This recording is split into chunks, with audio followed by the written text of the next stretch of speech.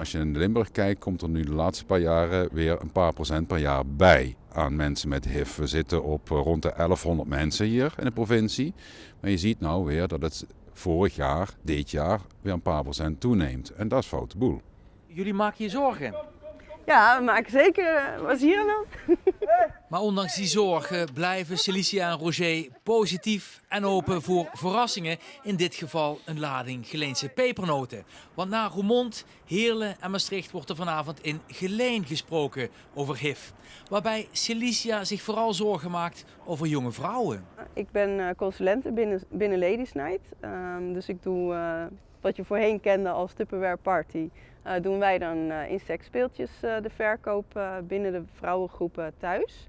En ik zie daar, vooral onder de jongere dames, rondom de 20, 25-jarigen, dat ze gewoon heel makkelijk risico's willen gaan nemen, gewoon geen condoom willen gebruiken. En dat baart mij echt wel zorgen. Wat kunnen we dan doen in Limburg? Preventie. En preventie doe je door samen met GGD's, scholen, voorlichting te geven. Aan met name nieuwe generaties. Ik was toen 16 en had nooit gedacht dat het mij zou overkomen. Dat ik HIV zou krijgen.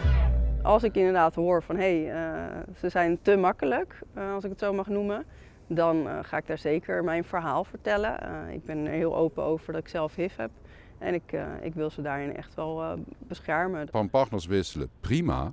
Maar ja, laat je af en toe dan testen als je geen condooms gebruikt, want anders gaat dit alleen maar verder fout. Wat zouden de mensen die kijken nog als belangrijkste moeten meegeven?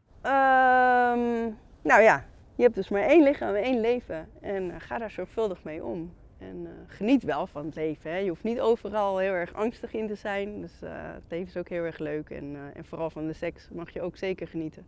Of van de pepernoten? En van de pepernoten. Zeker.